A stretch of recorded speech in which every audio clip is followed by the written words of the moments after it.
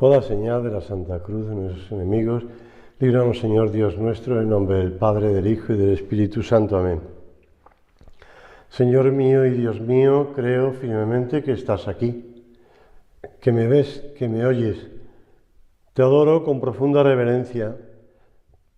Te pido perdón de mis pecados y gracia para hacer con fruto este rato de oración.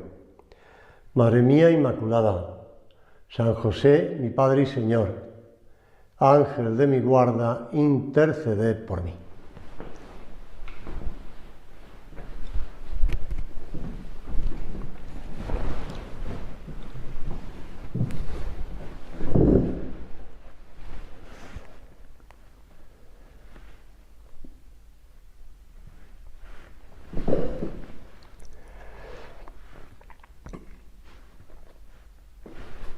El Santo Padre explica algo que no es difícil de entender, porque está haciendo referencia además a la Trinidad, a la Santísima Trinidad.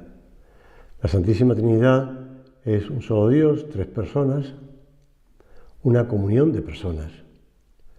Pues el Papa San Juan Pablo II explica lo mismo y dice: la familia es comunión de personas. Por tanto, fijémonos en Dios para aprender a vivir en familia. Y explica en la Familiaris Consortio: la persona humana no solo es engendrada y progresivamente introducida mediante la educación en la comunidad humana, sino que mediante la regeneración por el bautismo y la educación en la fe es introducida también en la familia de Dios, que es la Iglesia. Claro, esto es redondear todo, ¿verdad? Porque ya hemos situado a la persona humana, ya sea al niño o a la niña, al hombre o a la mujer, le hemos situado en donde tiene que estar, en familia. En familia. Ya no es simplemente, pues, una familia humana, sino una familia de Dios. Y es que la familia humana es reflejo de la familia de Dios. Las otras cosas no son familia. Que esto comporta, pues, por tanto, dedicar tiempo, observar, dialogar, comprender, claro. Jesús, tú nos dices, lo recoge el Evangelio. Ahora mismo lo cito de memoria, pero me parece que es San Lucas, pero no me hagan caso. Mi Padre trabaja siempre y yo hago lo que he visto hacer a mi Padre. Por tanto, no podemos dejar de pensar que si Dios está constantemente preocupándose, pendiente, volcado, si en Dios no hay una pasividad y un aburrimiento total, sino que lo que hay es una constante atención a las almas, a las personas, pues nosotros hemos de estar en continua actividad en nuestra propia familia. En nuestra propia familia, porque es la mejor joya que tenemos entre manos y se merece todo nuestro corazón y mente para ir puliendo esa joya. Si solo nos ocupáramos de la educación humana, quedaría menguada la persona, porque está compuesta de alma y de cuerpo. Alma y cuerpo. No es simplemente cuerpo. A mí me encantan esas palabras de San Pablo en las que habla de Eunice. Te explico. En la segunda carta a Timoteo, vamos a poner un poquito más arriba el micro para que no. En la segunda carta a Timoteo, San Pablo hace referencia a su abuela y a su madre y le dice así: Doy gracias a Dios, al cual sirvo desde mis mayores con limpia conciencia, de que sin cesar me acuerdo de ti en mis oraciones noche y día, deseando verte, al acordarme de tus lágrimas para llenarme de gozo, trayendo a la memoria la fe no fingida que hay en ti, la cual habitó primero en tu abuela Loida y en tu madre Eunice, y estoy seguro de que en ti también. Fíjate cómo San Pablo está haciendo referencia a cómo le ha llegado la fe a Timoteo. Timoteo, a que San Pablo después hará obispo y le encomendará esas iglesias que él ha ido predicando. Un poco más adelante, en la misma carta a Timoteo, dice: pero persiste tú en lo que has aprendido y te persuadiste, sabiendo de quién has aprendido,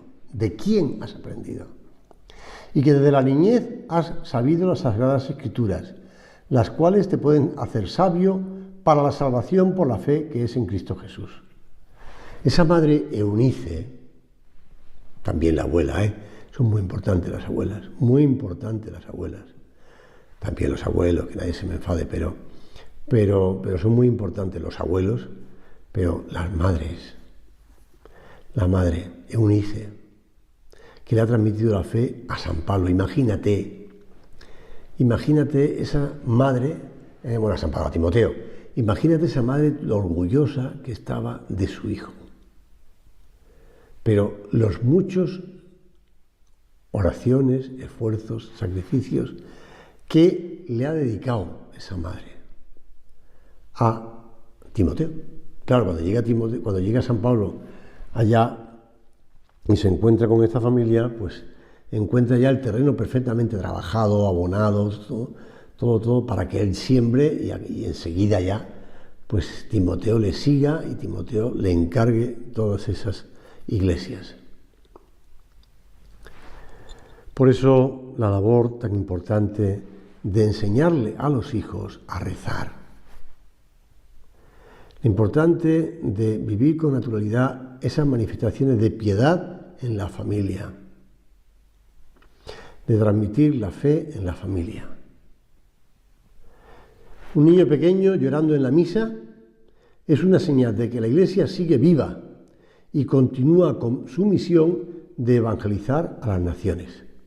Esta frase no es mía, tampoco es de ningún papa, es un sacerdote llamado José Ramírez, que en Estados Unidos, en Idaho, en Estados Unidos, decía esta frase, que yo he tomado de internet, claro está, pero que es muy contundente. Un niño pequeño llorando en la misa, ya me salto al final, es como la Iglesia continúa su misión de evangelizar a las naciones.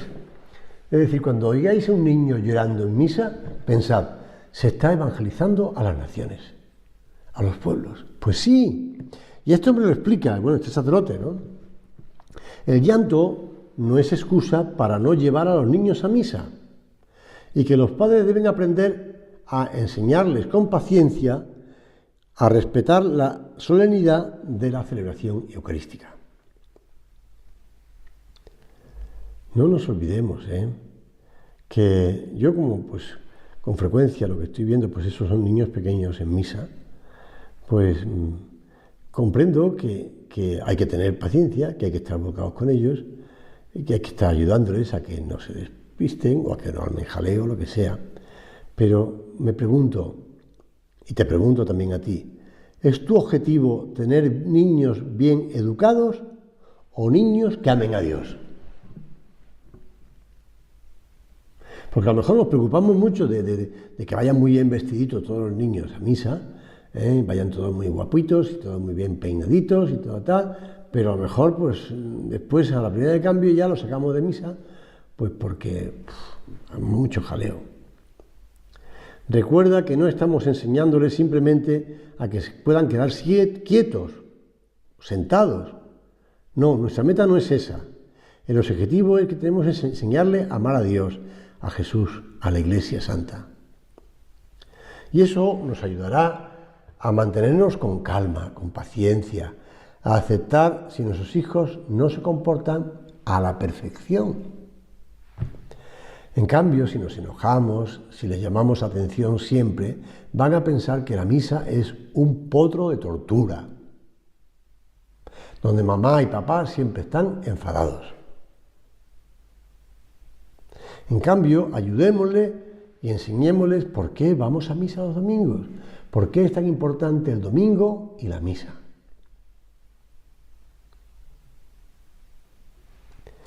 Y señalar la importancia del domingo y de la misa. Con un especial en la comida, porque vamos a visitar a los abuelos, porque siempre hay chuches, porque no sé qué, lo que sea. Y que los niños vayan viendo lo que pasa en misa.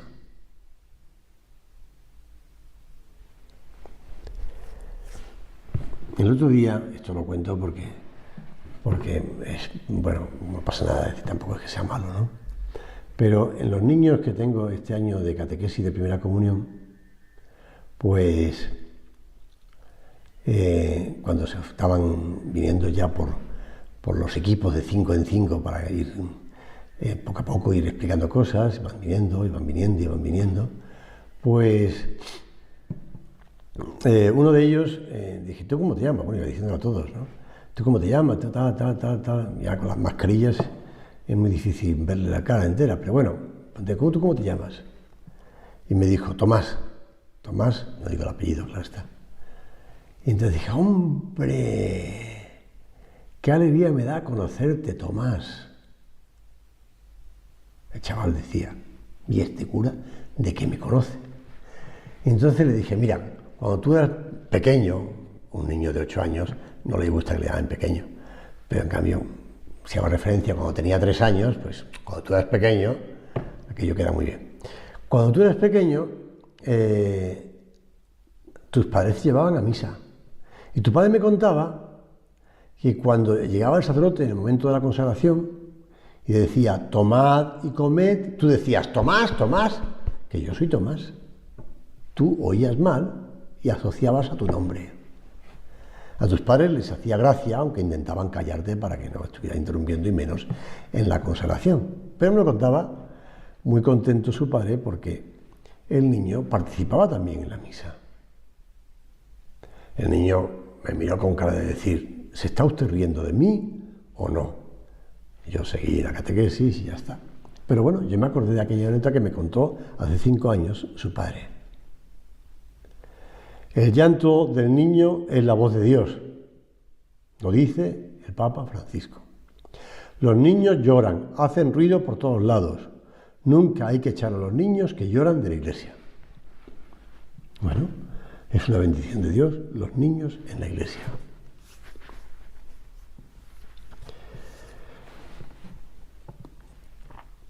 Sus padres eran muy liberales y le dejaban hacer lo que quería. A los 16 años ya lo había probado todo. Engañaba con infinidad de mentiras a mis padres y profesores, dice él. Se colaba a pesar de su edad en espectáculos no recomendables, que luego yo imitaba con apasionada frivolidad. Y cuando jugaba con sus amigos, dice él, intentaba siempre ganar, aunque fuera con trampas, deseoso de sobresalir en todo y por encima de todos. Un día su padre comprobó que ya no era ningún niño. Y eso le gustó mucho al padre. Él lo escribe de otro modo, pero bueno, yo no voy a decirlo. Su madre se asustó. Ella ya había empezado a ser cristiana en serio y temía que su hijo se perdiera. Estuvo hablando con él a solas, estaba muy seria, le dijo que no debía estar con ninguna mujer y menos si estaba casada. Él no le hizo caso porque le pareció uno de los típicos consejos de las madres. Yo ardía en deseo de hartarme de las más bajas cosas y llegué a envilecerme hasta con los más diversos y turbios amores. Me ensucié y me embrutecí por satisfacer mis deseos. Me sentía inquieto y nervioso. Solo ansiaba satisfacerme a mí mismo. Ojalá hubiera habido alguien que me ayudara a salir de mi miseria. Sus amigos eran como él y se pasaban el día contándose sus aventuras. Al principio le avergonzaba no tener tanta experiencia como ellos y se fue volviendo cada vez más salvaje. Cuando no tenía nada que contar, se lo inventaba. Mientras se preparaba para estudiar en la capital, procuró correrse todas las juergas posibles. ¿Qué era eso de que le producía tanto placer? Suponía que actuara al margen de lo establecido. Lo hacía precisamente porque estaba prohibido. Lo hacía con la pandilla de amigos. De ir solo, dice, no lo hubiera hecho. Siguió teniendo experiencia, se volvió un tanto sádico y empezó a tomarle afición a lo demoníaco. Salía con un grupo que se llamaba a sí mismo Los Destructores. Aunque reconoce que no le gustaban algunas de las bromas y novatadas que hacían, se divertía mucho con ellos. Escribe que deberían haberse llamado más bien los perversores, o bien los pervertidos, pero bueno. Un día, charlando con un amigo suyo, estalló por fin y le dijo: ¿no te das cuenta de la vida que llevamos y de la vida que llevan los cristianos? Y aquí seguimos, revolcándonos en la carne y en todo tipo de espectáculos. ¿Es que no vamos a ser capaces de vivir como ellos? ¿Solo por la vergüenza de reconocer que nos hemos equivocado? Y aquel hombre, ayudado también por su amigo, empieza a cambiar. Y se lo van a comunicar a su madre. Después entramos a ver a mi madre y se lo dijimos todo. Y se llenó de alegría. Le contamos cómo había sucedido y saltaba de alegría. Y bendecía a Dios que le había concedido, en lo que se refiere a mí, lo que constantemente le pedía desde hacía tantos años en sus oraciones y en sus lágrimas. Por cierto, te estoy hablando de San Agustín, y te estoy leyendo textos de las confesiones de San Agustín. ¿Por qué te cuento esto? Porque fíjate lo que supone una mala educación.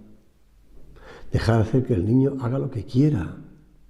Total, son cosas que hacen los demás. Incluso, pues, no ver las cosas a los ojos de Dios. Por eso te estoy hablando de la importancia de transmitir la fe en la familia, de rezar con los niños, de enseñarles a rezar. San Juan Pablo II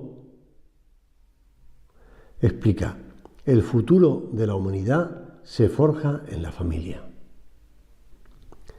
Se debe enseñar a los hijos y a las hijas a rezar, a alzar su corazón a Dios, iniciándole desde pequeños. Por ellos mismos, con la oración, irán descubriendo la verdad, que los ayudará a tener una actitud cristiana desde los primeros años de su vida, llena de confianza en Dios, no de miedo, no de imposición. Una persona me decía en una ocasión: yo iba a un colegio de monjas o religiosos, no sé qué, ya he ido bastantes veces a misa, ya me basta bastante la misa. Eso para mí era una solemne tontería. Primero, porque se podía decir: ya has comido bastante en tu vida, deja de comer. ¿Y tu alma qué? ¿Y tu alma quién la alimenta si no es la misa?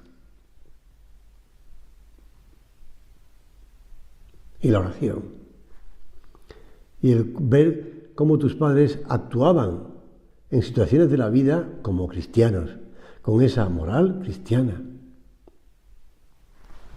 Esas personas que crecen en ese ambiente, que viven en ese ambiente, sencillamente tendrán la llave para la felicidad.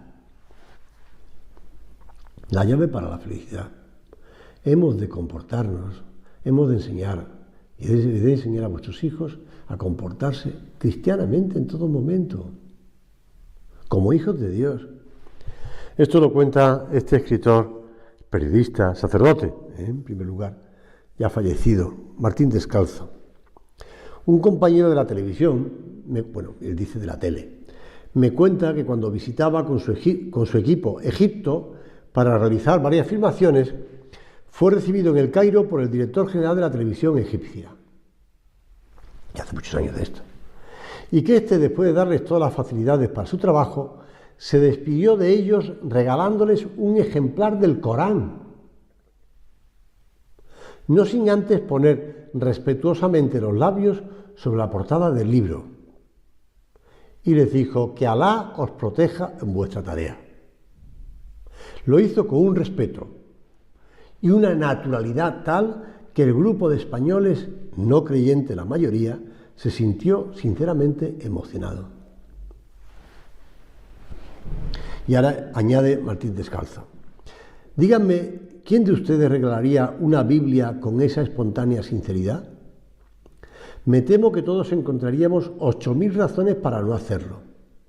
¿Qué van a pensar? ¿Quién sabe si serán creyentes? A lo mejor se ríen del regalo. La verdad es que lo que más sorprende de un viaje por Oriente es la absoluta naturalidad con la que lo religioso se inserta en la vida de los creyentes. Pero aquí es otra cosa. Aquí nos da vergüenza demostrarlo en público.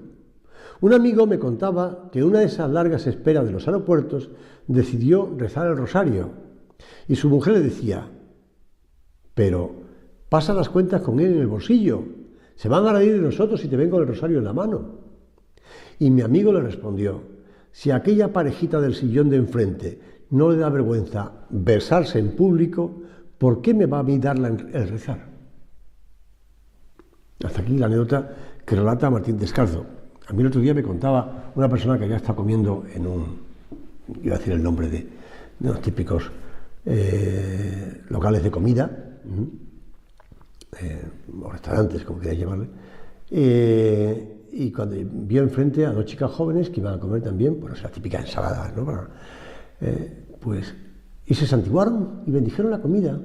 Y dijo el caracol: mira, ahí tienes a dos chicas que están bendiciendo la comida con toda la naturalidad. Pues sí, los niños aprenden a bendecir la comida, aprenden a rezar en público, no les importa manifestar su fe. Terminamos ya acudiendo a la Virgen. Madre mía, enséñanos como le enseñaste a Jesús a rezar, porque tú le enseñaste a Jesús a rezar. Tú le enseñaste a Jesús a leer y a leer las Sagradas Escrituras. Tú le enseñaste a Jesús a comportarse en público como un auténtico hombre de fe.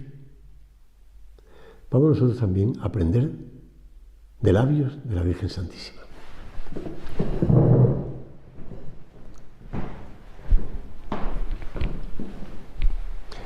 Te doy gracias, Dios mío, por los buenos propósitos, afectos e inspiraciones que me has comunicado en esta meditación.